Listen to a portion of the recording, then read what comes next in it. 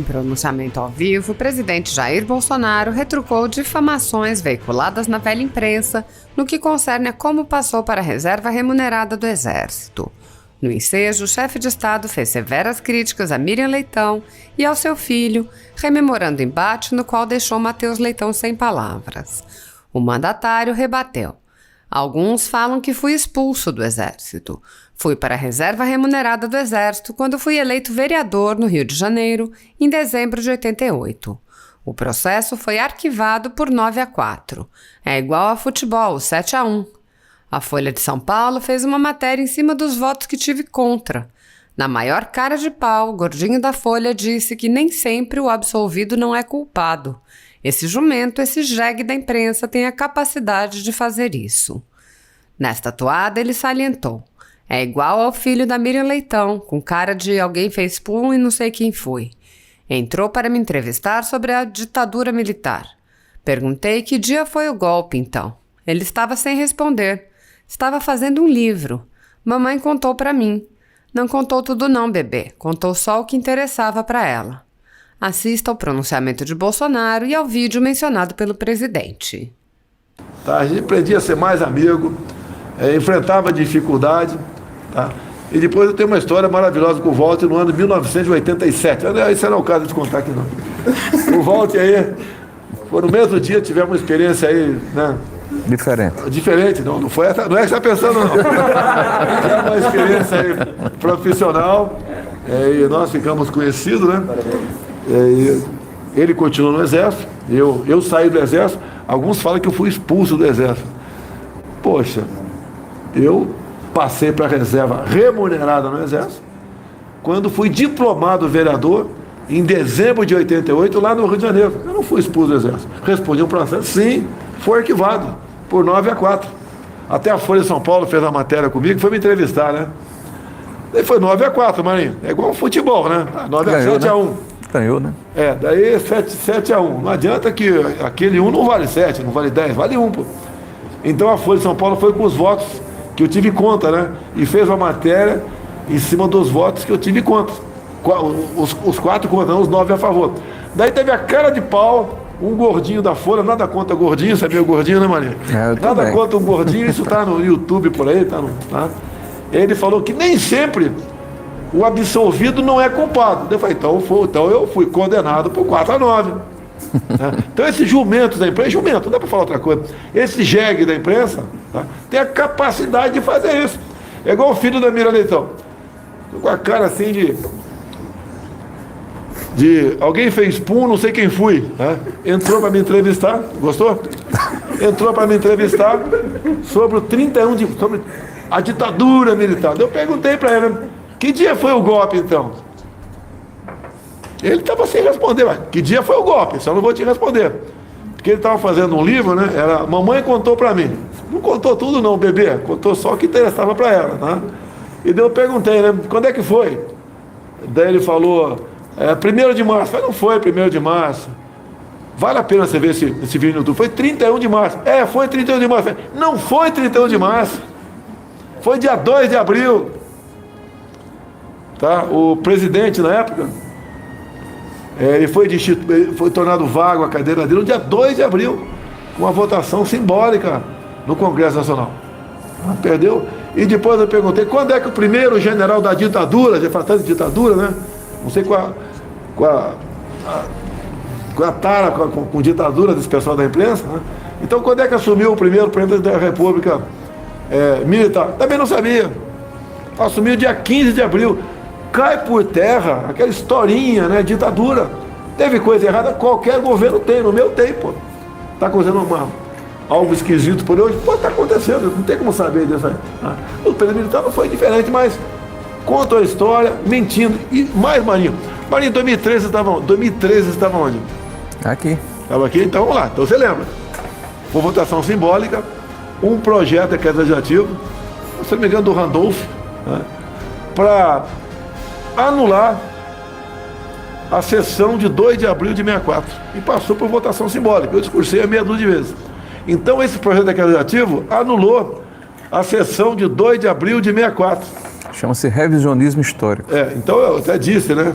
Olha, Lênin apagava fotos, né? A esquerdalha brasileira apaga fatos. Então não tem, se você procurar na Câmara, no Congresso, o Diário do Congresso, 2 de abril de 64, tem o nome do pessoal todo lá. Quem votou, né? Quem discursou a questão da tornando vago a cadeira lá do João Goulart, tá certo? Tá? Não tem mais, pô. Foi anulado isso aí, essa coisa. Não tem como você ser favorável a apagar um fato histórico. Não tem mais nos anais, né? Na biblioteca da Câmara, o Diário do Congresso, 2 de abril de 64. Mas tudo bem. O partido político, o exemplo que o PT fez aqui. É este pessoal que lutava por democracia? É esse pessoal que lutou por democracia? Deputado, as Forças Armadas tomam o poder em 1964. Não tomou, não. Se eles tivessem devolvido... Eu te pergunto. Se eles tivessem devolvido ao país as eleições em 65, todos nós, brasileiros, sabíamos quem ganharia aquela eleição. Juscelino Kubitschek. Eu te pergunto. Eu quero saber o seguinte, o Juscelino Kubitschek era uma ameaça comunista para o país? Claro que não. Eu te pergunto, quando é que os militares assumiram o poder no Brasil? Por que eles não... Que dia foi que os militares assumiram o poder no Brasil? 64. Não, que dia foi? O senhor sabe. Não, você nem responde. Dia 1º de março. 1º de março. O João Goulart foi caçado aqui em 2 de abril. Sim, mas eu quero saber o seguinte. Foi o 1º de março, você lembra? Sim. Não foi 31 de março, não? 31 de março, desculpa. Ah, tá, tudo bem. Não foi 31 de março também. 31 de março o presidente era o João Goulart. 1º de abril o João Goulart. O Congresso só tornou vago aqui, declarou vaga, a vacância, no dia 2 de abril, por aclamação. E depois, dia 11 de abril, é que o Congresso, com voto de Ulisses Guimarães, com voto de Juscelino Kubitschek, elegeu Castelo Branco presidente. Deputado, se o país, se os militares tivessem devolvido ao país as eleições de 65, não teria sido melhor? Se a esquerda naquela época não tentasse tomar o país e que queria impor uma ditadura aqui, não haveria 2 de abril de 64, nem 31 de março de 64, e nem 15 de abril de 64, quando Castelo Branco foi eleito. Então você está pegando uma história, como sempre fazem comigo, o caso Maria do Rosário, daqui para frente, quando eu vi aquele toco nela, o que ela falou antes não interessa. O que a esquerda começou a fazer em 61, o PCdoB já mandava jovens universitários, esses jovens docentes que você se referiu agora há pouco, para a Real Academia Militar de Pequim, para estudar o quê? Em 61, em Pequim, na China, para estudar o quê? O senhor, a sua preocupação é com o que eles estudavam e a ligação deles com o comunismo, não é isso? Não há menor dúvida. Não, sim, então tá. Qual era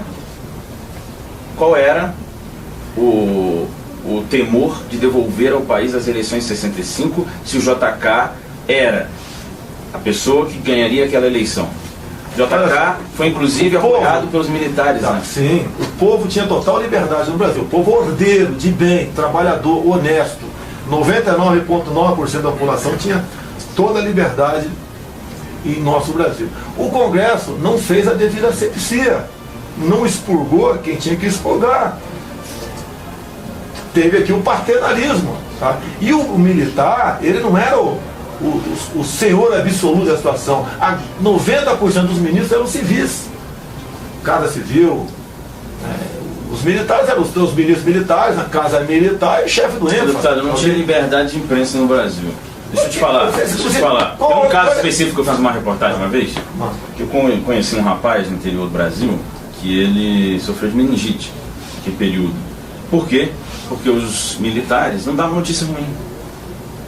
Tinha uma epidemia de meningite no Brasil, e a ditadura escondia isso para não dar uma notícia ruim. E o que aconteceu? Esse rapaz pegou meningite e é um deficiente hoje no interior do Brasil. Eu contei essa história na revista Época. O senhor está falando que tinha liberdade para a população, mas essa história não é verdade. Tá? Olha só, a saúde no Brasil está uma maravilha atualmente. Pô. O PT e PMDB agora, né? O PSDB também, está uma maravilha a educação no Brasil. Pegou um cara que tem meningite para contar uma história. Tá? Não, mas agora, teve uma epidemia, isso é um fato. Teve uma epidemia naquele censura, mas não tem epidemia. Tivemos de dengue epidemia também aqui agora. Epidemia. Sim, tá? Mas agora tem empresa para falar, está tendo epidemia de epidemia. Em que ano foi isso daí, desse garoto de meningite? Que ano foi? Foi durante a ditadura, durante a ditadura, 73. Então, você queria o quê? Naquela época, a própria imprensa, né? Eu, por exemplo, nesse ano, 73, eu estava até 72, eu estava em Eldorado Paulista, eu entregava um jornal do Estado de São Paulo, chegava o jornal Estado de São Paulo. Censurado, chegava Não, censurado. peraí, vou te falar lá. Chegava o jornal 1 da tarde, eram 32 jornais, eu entregava os jornais lá. Era o jornalismo, dos trabalhos meus nessa época. Agora, a censura que havia em algum momento, tá, tinha relação de causa e efeito. Hoje em dia você pega um telefone celular e fala com o outro lado do mundo, né? 20 mil quilômetros de distância, né? Em fração de segundos. Naquela época, existiam sequestros de autoridades em andamento, planos mais mirabolantes possíveis de tomada de poder. Inclusive eu defendo o Pinochet, você não quer que eu fale isso aqui agora? Quando o Pinochet assumiu em 73, tinham 30 mil cubanos lá dentro. Queria que ele assumisse com flores para restaurar a democracia em seu país. Então, naquele tempo, muitas informações eram dadas por certos jornalistas, que inclusive os militares não tiraram das redações. E aquela matéria naquele dia não podia sair, ou no dia seguinte, 2 dias depois podia sair algumas matérias, para exatamente evitar que alguém fosse executado em cativeiro, entre outras coisas. Agora, pega as matérias censuradas da época e mostra hoje em dia, para mostrar o que foi censurado. Tem muitos jornalistas que diz que de brincadeira ou de sacanagem, linguagem aqueles dois hoje em dia, que publicavam receita de bolo só para sacanear os militares. Se fosse uma ditadura, não teríamos apenas um jornal Grama aqui, não aquela infinidade de jornais que nós tínhamos no Brasil. O senhor acha que o senhor representa o pensamento dos militares que estão na ativa e não podem dizer? O senhor acha que essas suas defesas são aquilo que pensam a maioria dos militares que estão na ativa? Eu só entro em qualquer local, quer seja civil ou militar, convidado. Ok? Eu não vou num quartel, não sendo capitão do exército, não sendo convidado. Ok? E sou convidado para todos os eventos. Quando vou, o tratamento é excepcional. Ok? Qualquer que seja a unidade da Marinha, Aeronáutica ou Exército. É também das entidades civis, quando eu vou. Então, um tratamento excepcional para comigo. Eu tenho orgulho de ser deputado federal. E eu não sou honesto da boca para fora. Honestidade não é virtude, é dever.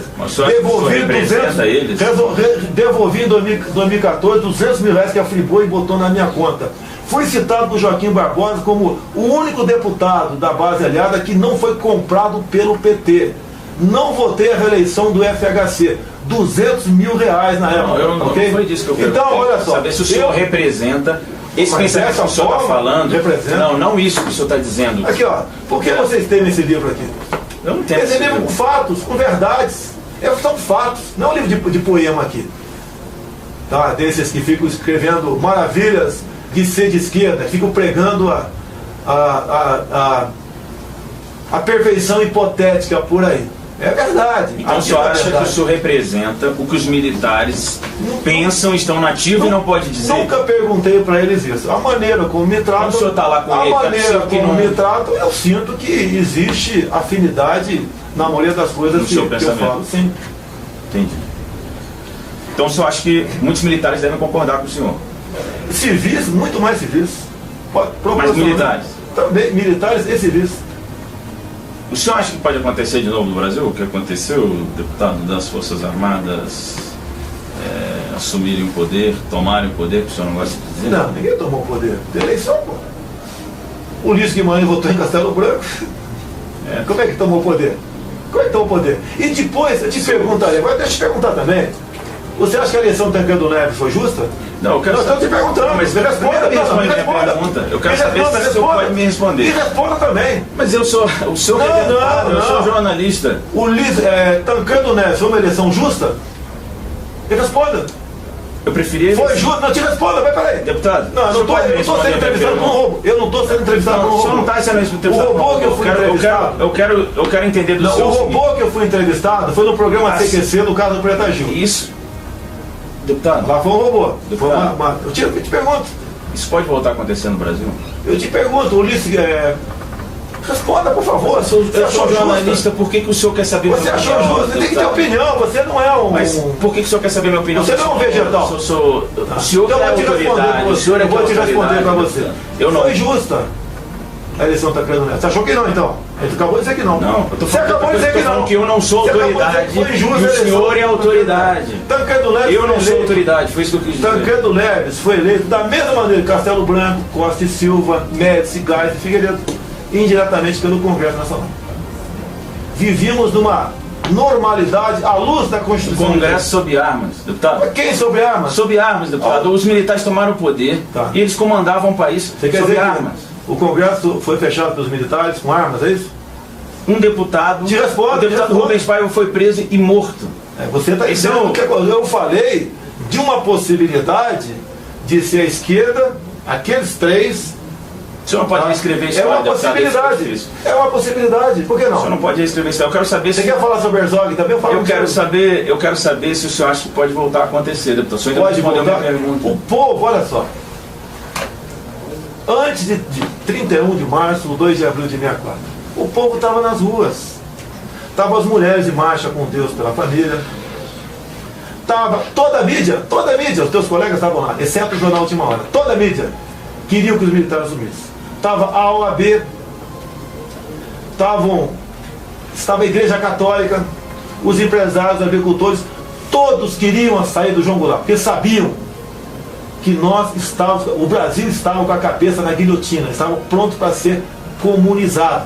Brizola pregava abertamente, antes de 64, queremos uma nova Assembleia Nacional Constituinte, integrada por camponeses, operários e sargentos, sempre usando o povo para, ao chegar ao poder, dar a banana para o povo, como todas as ditaduras deram no mundo todo. Nós, militares, e eu sou capitão do Exército Brasileiro, tenho muito orgulho do período 64 a 85, muito orgulho, que pese alguns problemas terem ocorrido, algumas injustiças terem ocorrido, que acontecem em qualquer lugar, até dentro da nossa casa, quem dirá dentro do governo.